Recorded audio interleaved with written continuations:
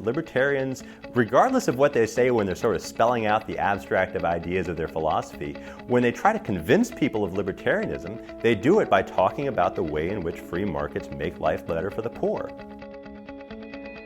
My name is Matt Zwolinski. I'm an associate professor of philosophy here at the University of San Diego and co-director of the Institute for Law and Philosophy here. I'm also the founder of the Bleeding Heart Libertarians blog. A Bleeding Heart Libertarian is somebody who, like all libertarians, believes in free markets, believes in private property, individual liberty, strictly limited government. One of the things that's distinctive about Bleeding Heart Libertarianism is that it takes a commitment to social justice to be a core element in the justification of libertarianism. That's why we believe in libertarianism, in free markets, in private property. So if you believe in social justice, what you believe then is that if political and economic institutions do not allow the poor and vulnerable members of society to live decent lives, then that counts strongly against the justice of those institutions.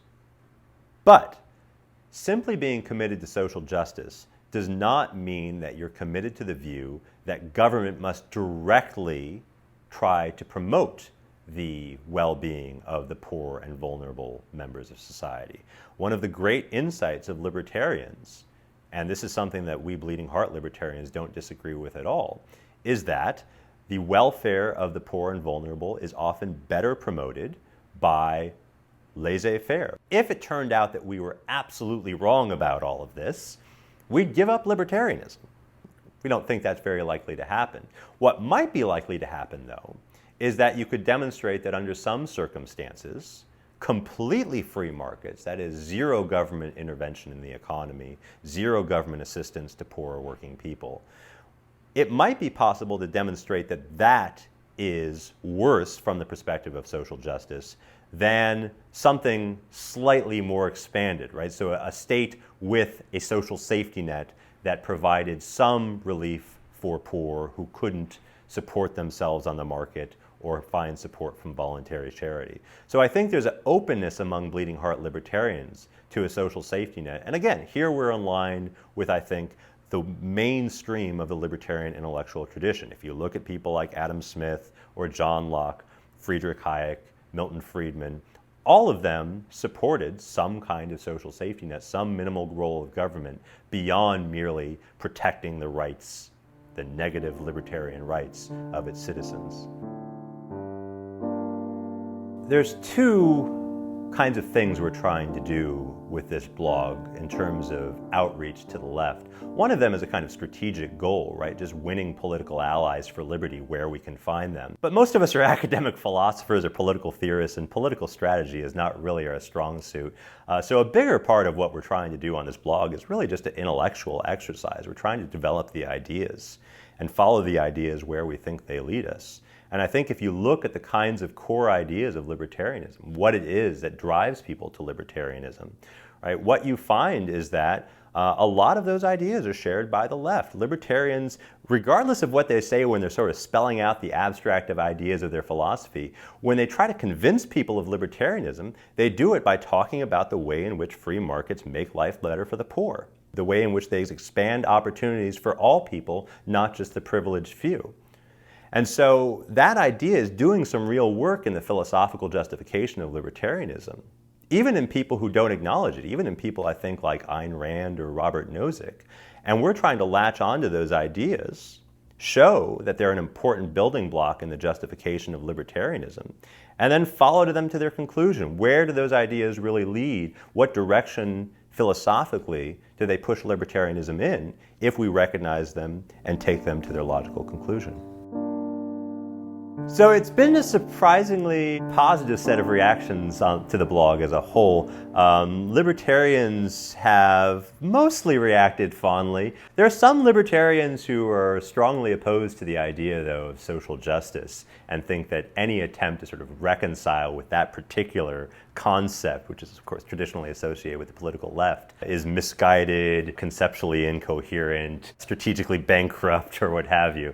But I think that's a minority reaction. Most people have thought it's a good thing, it's a nice philosophical development, and a good outreach to people who are potential allies to libertarians. There's a kind of moderate left which has been very receptive to the ideas. I don't know that they've changed their mind on the minimum wage laws. I don't know if they've changed their mind on sweatshop labor. It's not obvious that people's minds can change on those issues simply by being exposed to a few philosophical arguments on a blog. But they're receptive to the idea that libertarians aren't as they imagine them to be, these cold-hearted beasts who will sort of cling to their wallets in the face of a starving child who needs a few pennies to get by for the next day.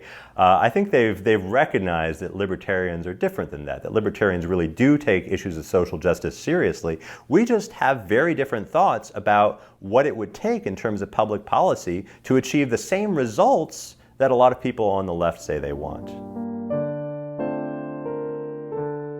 I think there is a subset of libertarianism that is really opposed to this idea of bleeding heart libertarianism, and that does have more in common with, I think, the popular perception of libertarians as indifferent to issues of social justice. I think you find elements of that in Ayn Rand. I think you find perhaps more of that in someone like Murray Rothbard. Historically, maybe you'd pick out Herbert Spencer. But I think that's an aberration. That's not the mainstream of the libertarian intellectual tradition. So if you look back at the people that libertarians have picked out as intellectual icons, people like John Locke, people like Adam Smith, people like Friedrich Hayek or Milton Friedman, none of these people reject social justice. All of them talk about the way in which free markets serve the interests of the poor and working classes. And all of that, I think, when you look closely at their texts, make that an important element, again, in the justification of libertarianism, of why it is that libertarianism is a good thing. People on the political left have often thought that capitalism is unjust, that it's exploitative, that it's unfair, that it's degrading to workers. And libertarians disagree with those claims. But we don't disagree with the underlying moral claims. We don't disagree with the claim that it's bad for somebody to be exploited, right? Or that it's bad for somebody to be degraded. What we disagree with is a more empirical claim. It's, do markets in fact do that? And we think they don't. And we think we have good empirical evidence that supports our side of that story. So I think there's room to convince people on the left that they're mistaken, not in their fundamental moral commitments necessarily, although libertarians will have some issues with those as well, but in their empirical beliefs, in their beliefs about what happens when free markets operate, or whether we have free markets right now. There's this widespread belief that America is a free market country. And so people on the left will sort of point to the United States and they'll say, well, look, that's what happens when you have a free market. And this is just false, right? Nobody on the libertarian movement or the libertarian intellectual tradition points to the United States as an icon of what it is we're trying to achieve. There's simply no good reason to believe that the axiomatic principles of self-ownership are as self-evident as Rothbard thought, or that we can simply derive out property rights from those axiomatic principles as neatly and cleanly as he thought. Morality is messy. We think there are a lot of things that we care about, morally speaking. We care about justice, we care about autonomy, we care about giving people what they deserve, but we also care about meeting people's needs. There's good reason to want government to be bound by rules that are, in a sense, not reflective of the entire complexity and nuance of the moral universe. You want government to be governed by clear and simple and foreseeable rules so that people know in advance what they can get away with without getting into the clutches of the law.